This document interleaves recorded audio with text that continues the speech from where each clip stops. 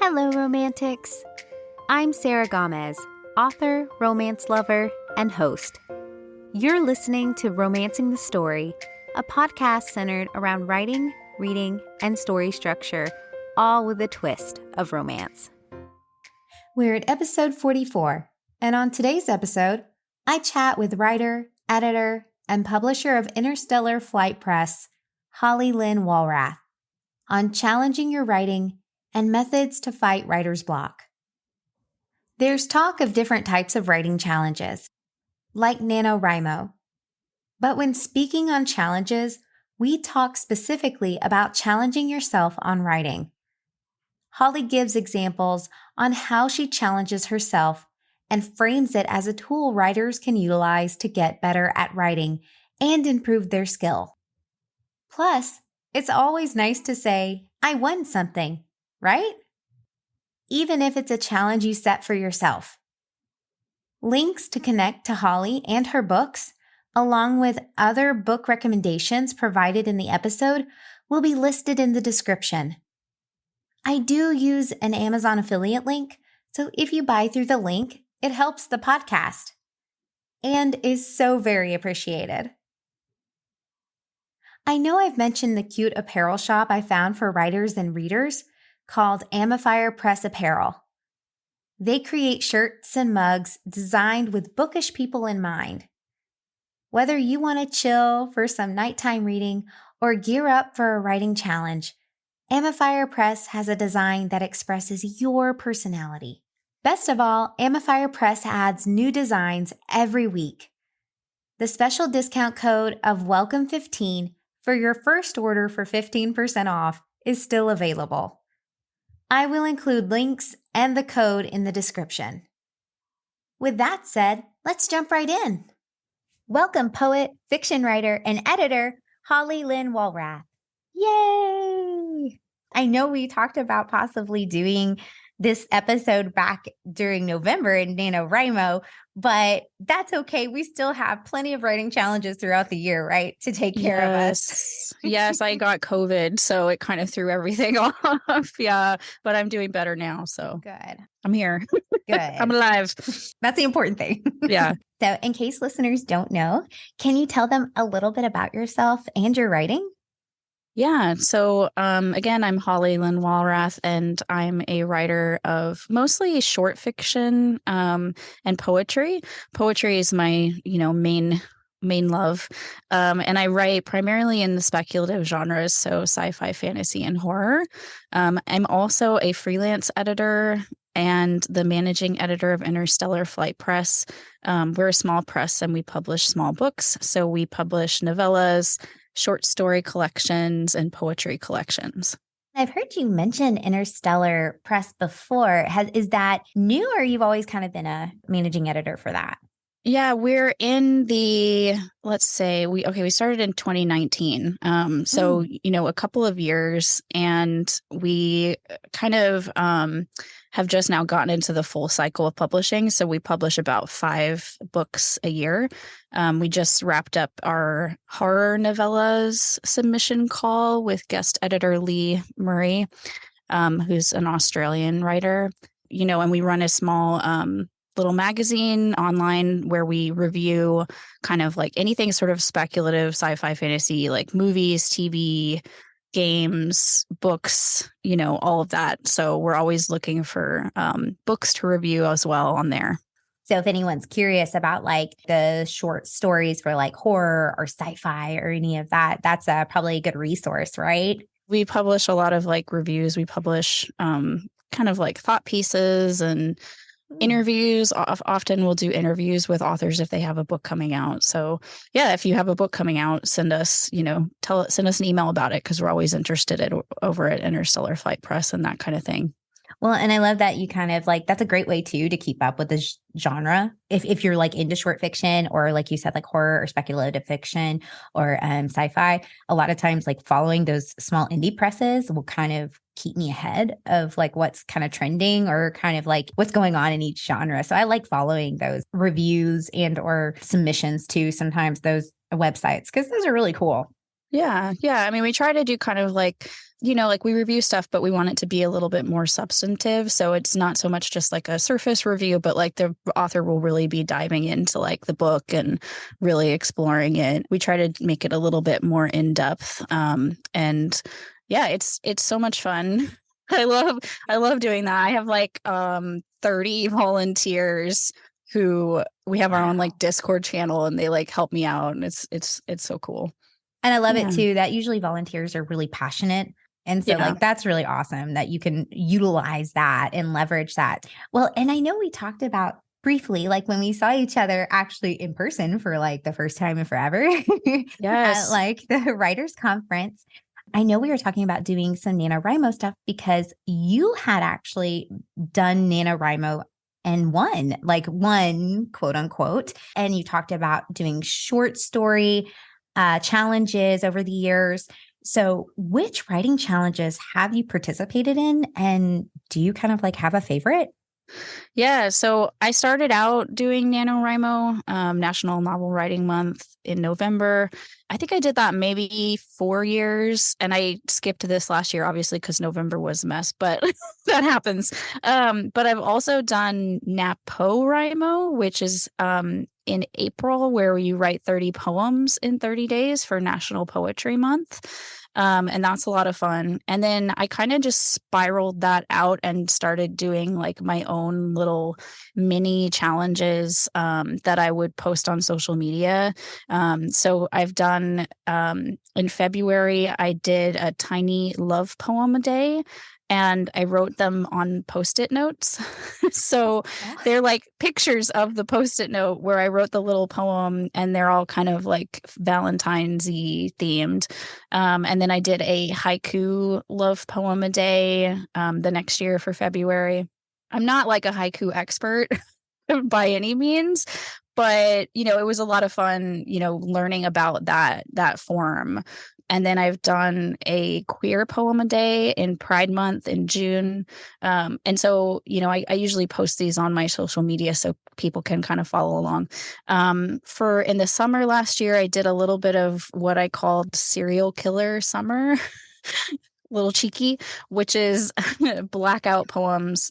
So I do these blackout poems, which I take a text and I erase, like use a marker to erase the text, and then whatever words remain become part of a poem. And so I did that with texts from serial killers, like BTK and Ted Bundy. And I was kind of just like exploring these texts that are associated with serial killers. And right now, I'm actually doing a series on my social media where I'm doing blackout poems, the same type of like erasure poem, using the encyclopedia. So I'm trying to work my way from A to Z. And I don't know how long it'll take. It's kind of a 30-day challenge, but I'm sort of allowing myself a little bit more time because it takes a lot to set up the video, because I actually video myself like painting on this encyclopedia page. All of those you can check out on my Instagram and my TikTok, which is at Holly__Lynn. But yeah, so I've done a bunch of challenges. Man. And then I've also teach workshops about 30-day writing challenges. So I've taught 30 poems in 30 days workshop that is available like online on my website for it's hosted by the Poetry Barn, which is a great online workshop for poets, and it's self-paced. So like anyone can go pick it up and just, do their own little writing challenge. And then also in July, I'm going to be teaching another 30 short stories in 30 days, which is going to be kind of geared towards flash fiction, which is, any story that's under 1,000 words. So yeah, I've done a bunch of them. Well, and I like that you try so many different ones because I know I took your class on the blackout poetry. Yeah. And I loved that. I thought that was like so cool. I'd never seen anything quite like that because I don't do too much in poetry, but I kind of went into it kind of just curious about it. And I thought it was so inventive and so fun, and taking something already existing and making something brand new out of it. Yeah. And it's fun if you are like stuck, for example, like you can, if you don't know like what you want to write a poem or even a story about, you can go to like an existing text and just pull like an interesting phrase from it. So like check out, pick up a newspaper and be like, this headline is really interesting. I'm going to write a story about it, and like don't even read the article. Just give yourself something inspiring. And so I really like that about blackout poetry and found poetry, is that you are kind of already given something to start with. You have a prompt already worked into it. I took one of Michelle's classes about poetry, and she was doing like a poetry like challenge, like where you had to write it in the class, and she'd just give you prompts. But she literally just had like this list of prompts, and she would roll a dice and pick a couple of prompts off there from the dice and just say, okay, write about this thing and this thing, like together in the poem. And that really had to give my mind a lot to think about, because I am terrible at poetry. If you ask me to come up on my own with a poem, I will just stare at you like a deer in headlights. What know, poetry? Like, what? Yeah. And you can use that for fiction too. Like sometimes if I'm writing a short story, I'll go to a random word generator. I'll Google random word generator, and I'll have it generate 10 or 15 words, and I'll kind of pick the ones that are most interesting. And then I'll challenge myself. I'm going to write a short story or, part of a chapter and have to use these words in that. And so, you get like sort of a couple sentences in and you're like, oh, I could use that word. And so it's a really good inspiration point there. That's a great piece of advice, especially for anyone who gets stuck with writer's block. I get that a lot in writing challenges. Like for some reason, I just kind of freeze up and I'm just like, oh my God, because there's pressure. And it's just me putting pressure on myself, but still. Oh, yeah. Yeah. We'll talk more. I have a bunch of tips for that. So, okay. Fantastic. And it sounds like you kind of gravitate towards like the short form, like the poetry and short stories for writing challenges. Or I know you said you did NaNoWriMo. Did you do that for like a novel, a full-length novel? I was just curious. Yes, I did. I did it. I've probably written like 4 or 5 novels now, and I haven't finished one in a way that I like. Oh, fair. I think this is normal, like when you're first starting out writing longer things, because like I started out writing like flash fiction and short stories, and I'm teaching myself how to write a longer thing. And NaNoWriMo was like a huge part of that, and that it taught me like about my process, but also like what prep work I need to do. And so in some ways, I think I use it also as like a challenge of like, I'm going to try to track how much words I write. And I try to like give myself an arbitrary deadline that I want to, finish it by. And I'm not always successful. Again, I haven't won. I think I only won like once. Yeah, it's about process, it's about finding like what works for me. And like, it was super helpful for those longer projects to have that, kind of constraint of like, I have to write every day. You make a great point with like approaching the writing challenge, because you said you kind of took from NaNoWriMo how to plan things. Do you usually plan out things beforehand as far as when a challenge is, when you're looking at a writing challenge, or do you kind of dive right into it? I think it depends on what you're doing, like what the challenge is. So like if you're doing like a 30 poems in 30 days or like a short stories challenge, you don't really need to do as much prep as like a novel, right? So you could maybe come up with 30 prompts. Like if I get stuck, I'm going to use one of these prompts. There's something on Twitter that's really cool that does this. It's called the VSS 365 challenge. And it's just like a website where you can go get a daily challenge word prompt. So I went and looked at today's, and today's prompt was the word day, which I thought was funny. But yeah, so, you can do that kind of thing as like a prep work, is like, I'm going to write about this theme. My goal, let's say maybe your goal is to make a chapbook or a collection, and you're going to kind of like write along a similar theme. So you can do that. If you're doing a book length project, I always suggest spending about a week at least beforehand doing some prep work, or more. A lot of times people prep for like a whole month before they start the challenge. And there's simple things that you can do. So like making an outline, right? That was a thing that came out of doing NaNoWriMo, was I realized that I went and read a bunch of books, writing books about outlining, right? Mm-hmm. So like Save the Cat and all of those like really well known, Mm-hmm. the hero's journey. And I realized that like none of them worked for me. And I was like, wait a second, I can just make my own outlining method. So I kind of created my own way of outlining and came up with like a Scrivener document that I could use to make the outline for each project. And so that's a thing you can do too, is like come up with your own system of what works for you. Like you might be a super huge, planner, or you might be more of a discovery writer where kind of the act of writing helps get you inspired and you discover things as you go along. One outlining method that I really like is that you can make a simple one sentence outline. So it just has a one sentence for each sort of chapter or like major plot point in the book. And that's like, it can be just one page, super simple. I think that is like a great place to start if you're not much of an outliner like I was.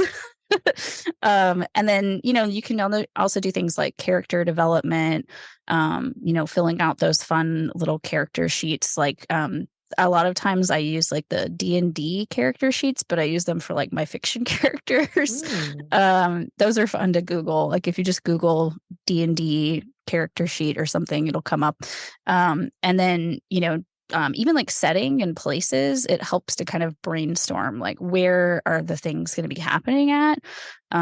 Because as a freelance editor, I often, one of the big things I see is writers that have what they call a white space setting, right? Like they don't have a lot of setting. It's just sort of characters are in a space, but there's not a lot of description, so that's another thing that you can kind of prep. And it doesn't have to be like super involved, or you can go really involved. It just depends on, what you like and what you're comfortable with. Well, and I appreciate that you go through it and you talk about like making the writing challenge work for you or for individual writers. Cause I kind of found the same thing. I found that I have to outline with these certain beats. Sometimes it is helpful, but then it kind of puts me in a place of, well, now I feel like I've already written it or I don't want to write it now. Like you said, kind of riff off that and kind of make my own way of like outlining it that works for me, that makes sure that I can actually sit down and write the book so I can complete the challenge. I totally understand what you're talking about. And I've had that same experience where I kind of had a pushback against outlining in the beginning because I was like, no, like I'm a poet and like poetry just comes out of nowhere.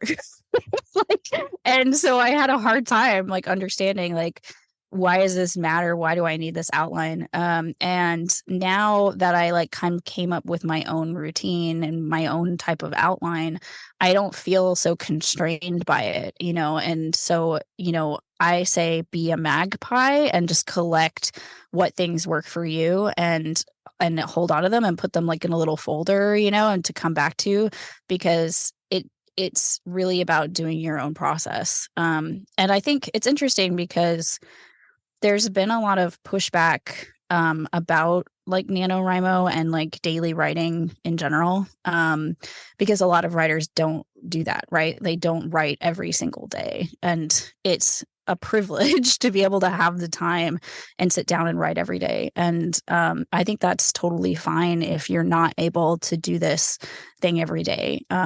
We have to acknowledge that every writer is different. And I always say, you do you. My writing motto is write what you love and love what you write. So if you don't love your process, you can change it and you can come up with your own kind of challenges or themes. Another thing I talk about a lot is like being a NaNoWriMo rebel, which just means that you're like writing outside the box. You can have a challenge where maybe you revise a novel in a month. I did that one year where I just was revising the whole month. And so I wasn't like tracking a word count, and it kind of felt like a little bit like, oh, like, am I cheating here?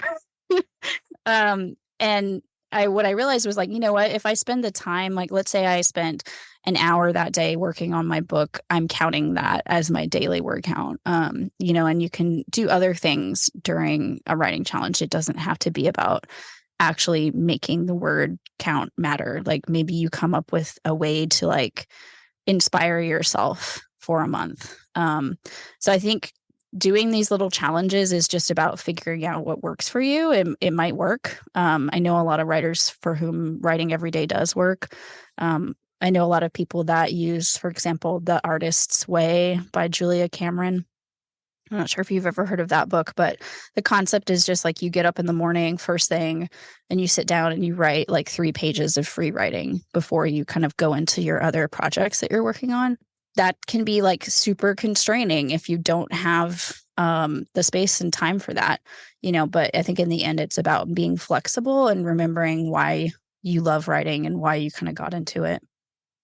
And what a great point you make about like you counted like the hour that you spent kind of figuring out the writing and as the word count, because that's something that I kind of been doing. We've been kind of doing like with my writing girlfriends on retreats. Sometimes we'll spend like what we would use as like a sprint. Sometimes we'll use it for brainstorming or like, oh my gosh, I'm stuck. What can I do to get out of this hole that I put myself in? Like, or like maybe I'm stuck with a character and I don't know what to do with them. So like we use that time instead of sometimes writing, just brainstorming or figuring out what we need to be doing with the book itself because we don't know where it's going to go.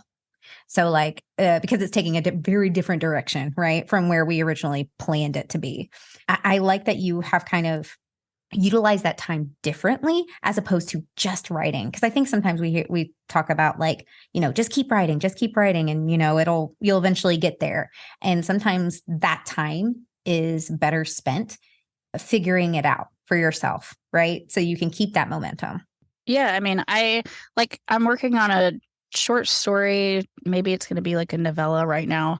And it's riffing off the Beauty and the Beast fairy tale, and like I spent a weird amount of time like researching like, like France and like, the time period and finding these like interesting anecdotes. And that all kind of just like percolates for a while. And then eventually you're like, oh, okay, I know how I can write this now. And that time that you spend is just as important as the time trying to write the thing, because you don't want to get to the page and be like, I'm not sure where I'm going. I'm stuck. And then you feel frustrated, and you don't want to like get yourself into a mental space where you feel like a failure or something. I think I spend a lot of time beating myself up about like, oh, how much am I writing? I haven't written in a while, et cetera. And like kind of, feeling bad. And then a couple of years back, I started doing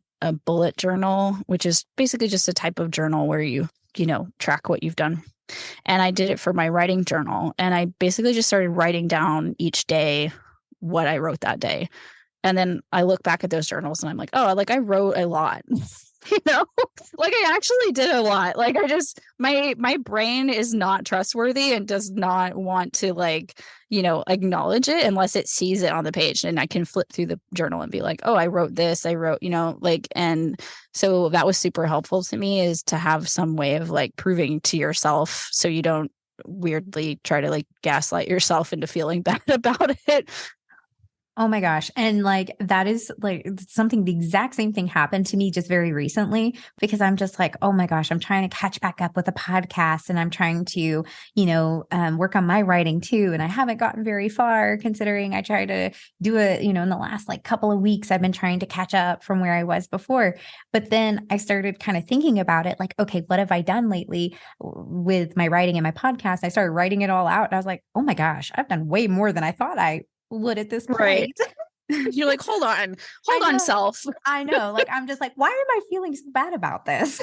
Right. Like, it's so strange. Like, I don't know where that comes from, but like, if you can sit down and be like, here's what I've accomplished and be grateful for yourself, And so is that something you kind of like recommend when you get stuck with a writing challenge, or like, what kind of methods do you think about when you get stuck?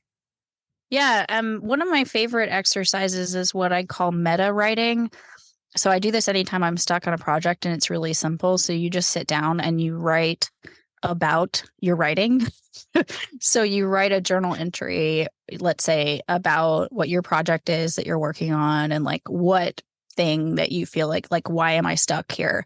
And this exercise, I feel like, helps your brain work through the problem, and it's like it often leads me to a really good solution.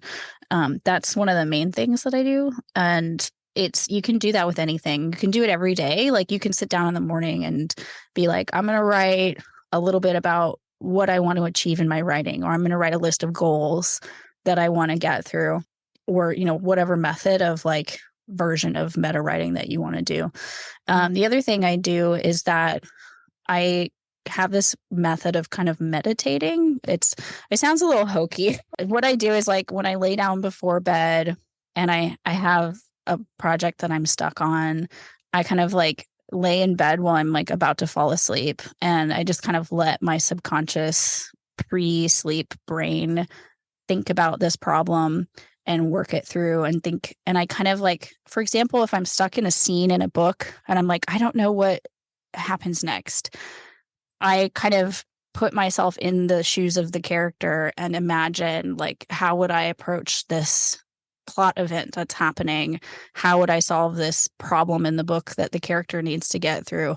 And a lot of times I'll wake up the next morning and I realize, oh, like, I figured out what I want to happen next. And then I'm like excited about it and I can go write it. Well, and I love meditation, so I will never like knock anyone for that. And I mean, doesn't the best ideas always come when you're sleeping or right as you're dreaming? So like, that's like a perfect way to trick your brain into like, look, I'm going to sleep. So like, these good ideas can come to me now. Yeah. I mean, it's like I think it's similar to the artist way method of getting up first thing in the morning. Is like, your brain is sort of still in the sleep subconscious imagination space. Like, I dream a lot. I have very involved, like, drawn out, detailed, imaginative dreams. And so it really helps me to kind of like let my brain percolate on something overnight. Well, and I know I have like pretty like at least vivid dreams. I mean, I'm sure you mentioned you did too, but I can never remember them when I wake up. But my husband will say he woke up and he heard me laughing in my sleep. So I was just like, well, it must have been good. I just don't remember it. That's funny. Yeah, my spouse is like that too. Like, he doesn't remember his dreams, and I'm like, oh, I dreamed about this and like this happened. So yeah, it's just, but yeah, it lets your brain think through stuff. Now that's a really great like method. I love that because that's something I will probably start trying to do. So just so I can remember my dreams. Is there other ways too that you track your progress? Well, I mean, I think because like a lot of mine are online, that's kind of an accountability for me. Like I'm often posting on my blog or on Twitter or something, and it just gives me that little boost of like, okay, other people are seeing what I'm doing and they're liking it, so I should keep doing it. Even if you're posting, let's say, like a little quote from your book or like a little piece of fun dialogue, that can be really fun. Again, I use that bullet journal. So like, I track, what I'm writing. Sometimes I forget to write in it. But that's okay. Like, I make notes to myself, like, of what I was working on. The other thing you can do is, like, obviously the NaNoWriMo website, they have a word tracker on there. You can actually use it outside of November. Like, if you want to do your own mini NaNoWriMo for yourself, it will allow you to do that. And there's this website called Pacemaker, which is a website that makes little graphics of your progress. So you can put in like how many words you wrote, and it'll make like a little chart or like a bar chart if you're into kind of something visual. And that's a super useful website also. There's a ton of like word trackers out there. But, I like using my journal for the most part. I like something physical that I can really put my hands on, but yeah. Yeah, I love kind of looking at Scrivener sometimes because it'll give you the word count of and where you are. If you say like, okay, I want to write like 50,000 words in this novel, and then you put that in and you see how far you are. Oh my gosh, yes. The other day I was like, I'm working on this novel project, and I've probably been working on it for a year. And I looked at my Scrivener because I write it in Scrivener, and I'm looking, Scrivener tells you the past word counts and like what days you wrote on. And I was like, Holly, you write like 1,000 to 2,000 words when you actually sit down and work on this thing. Like, if you could just sit down and write, like, because it tells you, like, on this date, you wrote this many words. And I was realizing, like, I had something like 30,000 words that I had written in a span of 30 days, but those 30 days was spread out over like 6 months. I was like, if I could just like sit down and work on this more, like I know what my output capability is. It's just kind of finding ways to like let life not get in the way, or like accept that sometimes life gets in the way, I guess. Well, and you bring up a great point, because I am the worst with distractions. Like if I'm just start sitting down to write, I'm just like, but I need to do laundry, but I'm Right. hungry, but I want to do this, I want to do that. And like, I can't sit down for long periods of time, most time, not all the time, but a lot of the time I can't sit down for long periods of time and actually do the writing, right? Do the thing.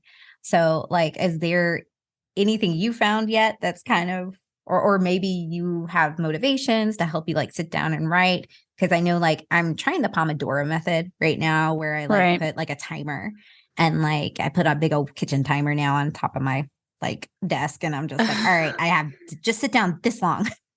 How's that been working for you?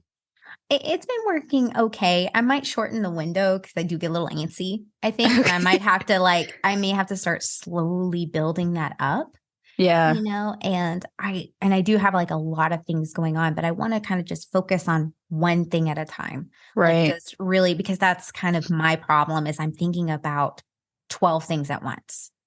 It's so hard because like your daily life sometimes just has to intervene, right? Like it's just challenging. You're like, wait, I actually am hungry. And I think sometimes it's okay to get off track. Like you may find yourself unable to focus for a reason. And I think sometimes if you can figure out like why am I procrastinating, or like what is the barrier here, that is really helpful. Like a lot of times for me, it's been like fear of telling something that's very intimate, or working on a project that's personal, or just like fear of like, am I doing something that will not get published or is not going to be viable? And like those are all valid.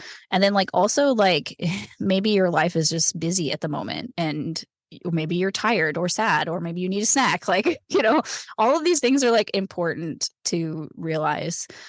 For me, like to focus, again, finding my process was super helpful. So like I go and I sit in my writing chair.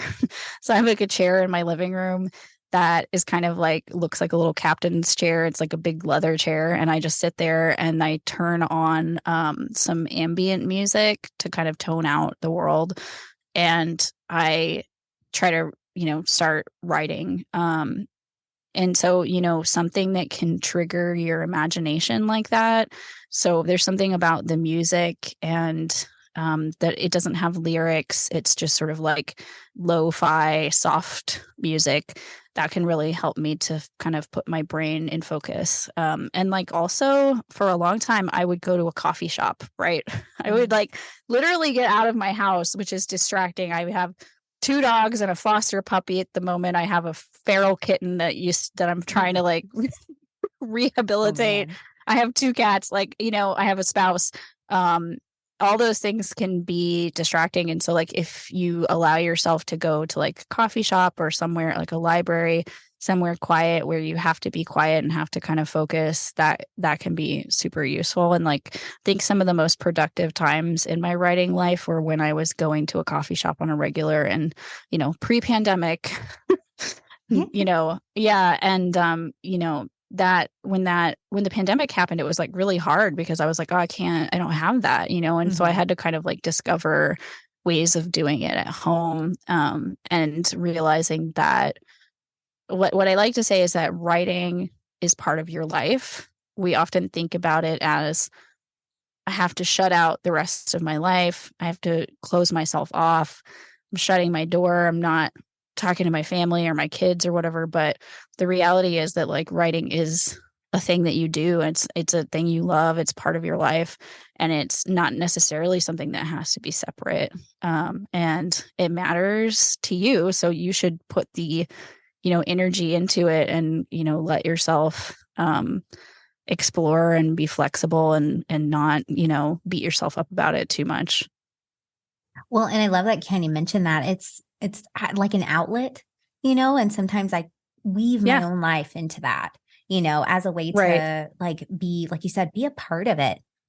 And I did notice that my writing took a different turn because I had siphoned, you speak of COVID, oh my goodness, like Right. the pandemic, I had siphoned myself into what was originally our den.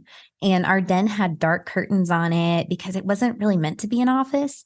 It was supposed to be like a place where we watch movies and we hang out, kind of like a fun little media room kind of thing. So we put like blackout curtains and we put all kinds of like things in place to make it darker.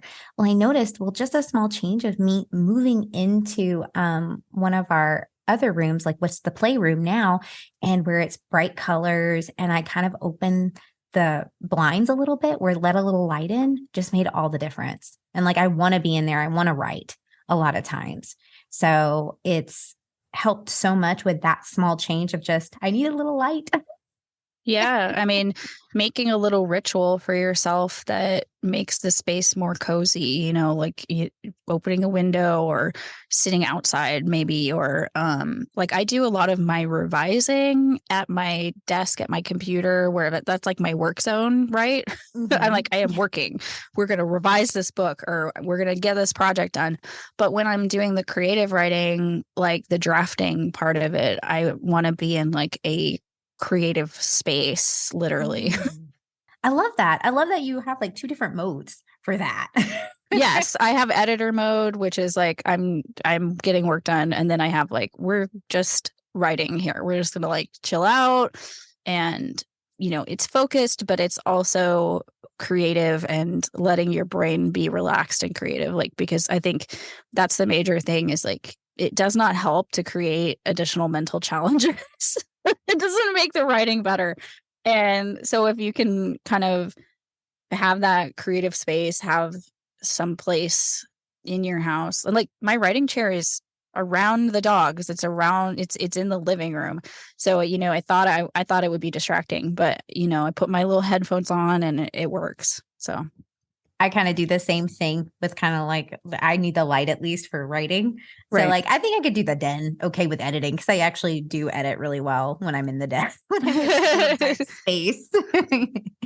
I know we kind of mentioned it a little bit. I don't know if there's any additions you want to put onto that, but like when you're tracking your progress in a writing challenge, I really appreciate that you mentioned the graph in particular, that place where you can find a graph, because I'm very visual. And I actually just recently did a 2020 recap, like through my podcast host. I can actually see my best podcast stats Oh, of like nice. 2022. And I kind of thought like, oh my gosh, like I kind of like flubbed up towards the end because I didn't have any releases in November, December, which I had all these things planned. And actually they were like, oh yeah, you did great. You released like bi-weekly, which was my goal for the year. Was Right. like, I released 26 episodes and that was bi-weekly for the year. And I was like, holiness, I actually hit my goals. And like, I was so happy about that.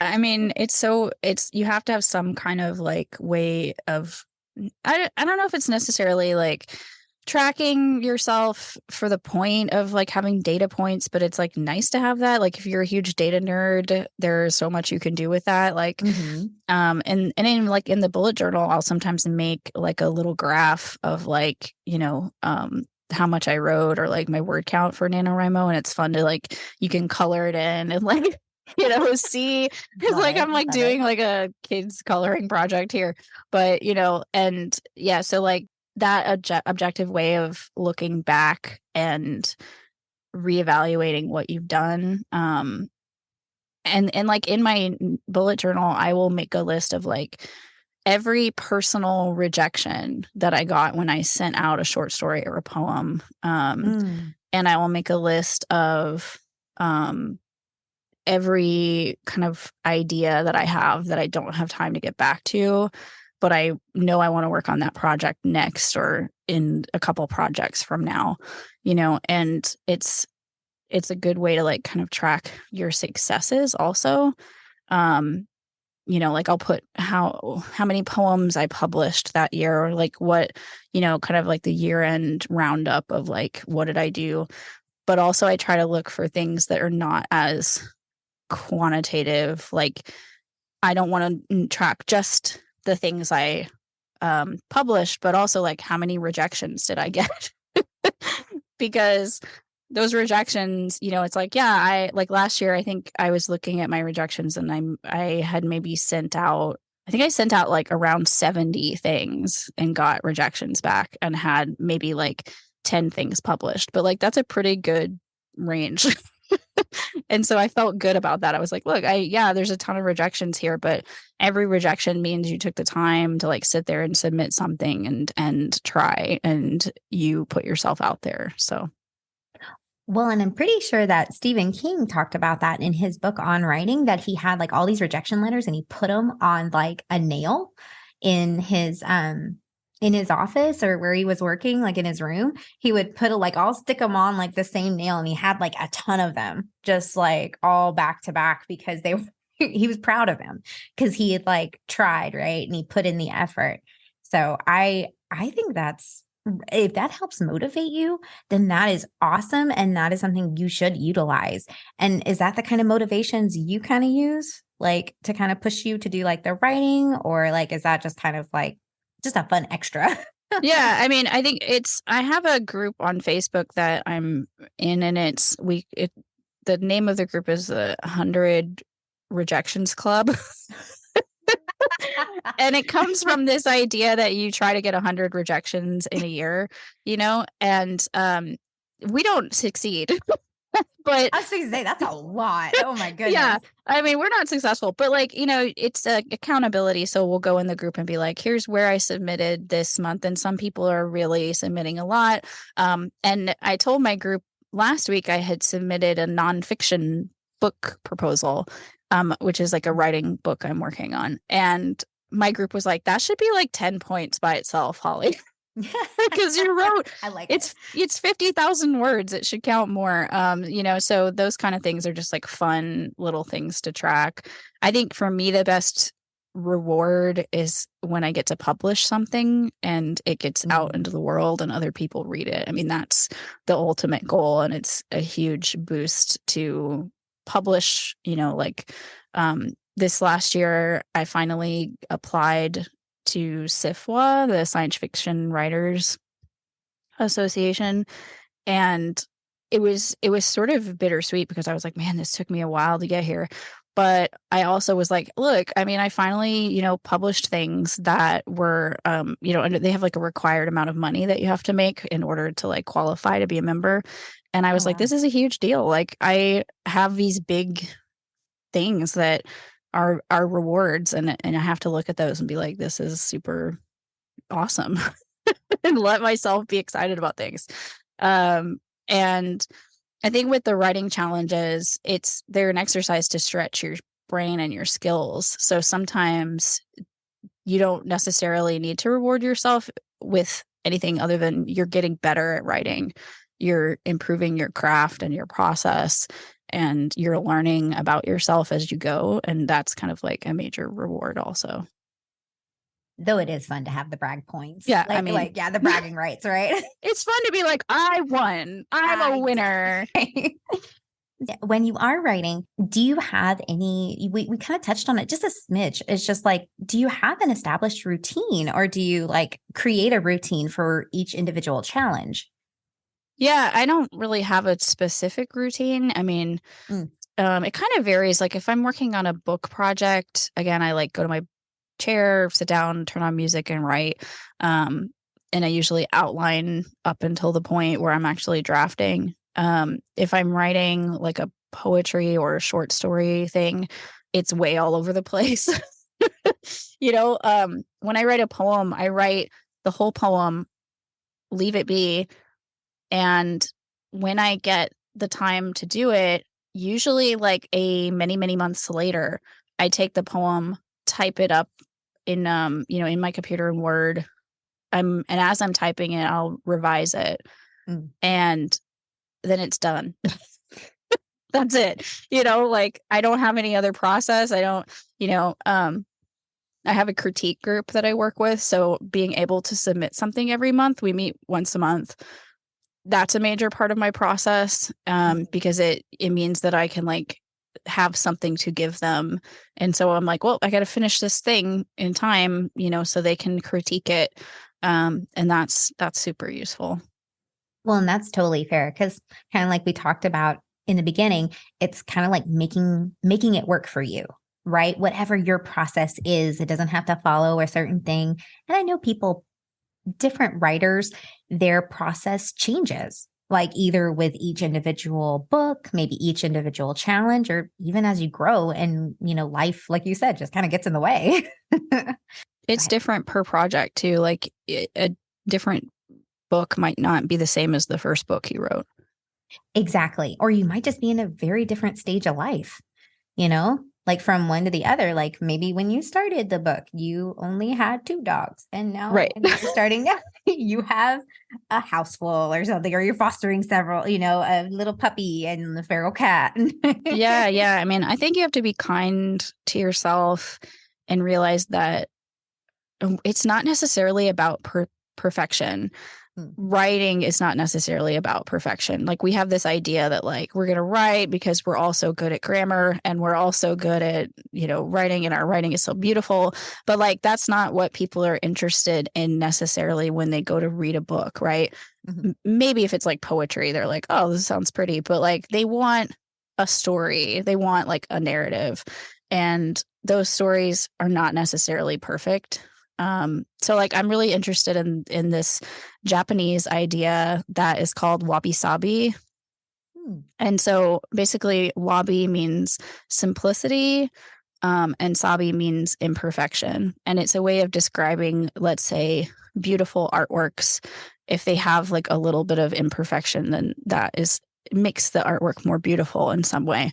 Or like in cooking, if you're plating a meal of food and you want it to look really beautiful, you don't make it completely symmetrical. You make it something about it slightly off. So that's this idea of wabi-sabi. And I like to apply that to writing, right? So sometimes the little imperfections that you're like, oh, I didn't quite do that right. If you can like go back and look at them and be like, wait a second, like maybe there's something valuable or beautiful in the things that are not quite perfect. And so I think if we can think about your writing process as a means to an end, which is being a better writer, then you can kind of embrace that wabi-sabi like imperfection. What a fantastic takeaway for anyone who's, looking to write more or just trying to work on their writing, that it can be that wabi-sabi. So where can listeners find your books or classes, and how can they connect with you? Yeah, so you can check out my website, which is hlwalrath.com, which is HLWALRATH.com. And on there, you can find links to my social media and my blog, which has a lot of writing resources. I teach self-paced online workshops at the Poetry Barn, and one of those is a 30 poems in 30 days workshop. And I also have a 30 short stories in 30 days workshop coming out in July. That one is going to be through Writing Workshops Dallas. These are all online. The short stories one is going to have critique and feedback. They're 4-week workshops. So it's not, it's in the span of a month, and it's not going to be a huge time suck, but it's a good inspiration, and you can write alongside other people. I also have a new book of poetry coming out in April from Aqueduct Press. It's called Numinous Stones. And it's a series of pantome poems about grief. So that's coming out. Keep an eye out for that as well. But all of it's on my website. Thanks so much to Holly for joining the show. If you like this kind of content, don't forget to subscribe wherever you listen to podcasts. That way, you're the first to hear new episodes when they drop. And if you get a chance, feel free to leave a review. It helps support the show and allows more opportunity to bring in all kinds of fantastic guests. There's also a link to the YouTube channel in the description if you'd like to see the interviews with some of the guests and see them show off their lovely books. Book recommendations for this episode: The Artist's Way by Julia Cameron and The Smallest of Bones by Holly Lynn Walrath. As always, stay safe, be well, and keep writing. Bye!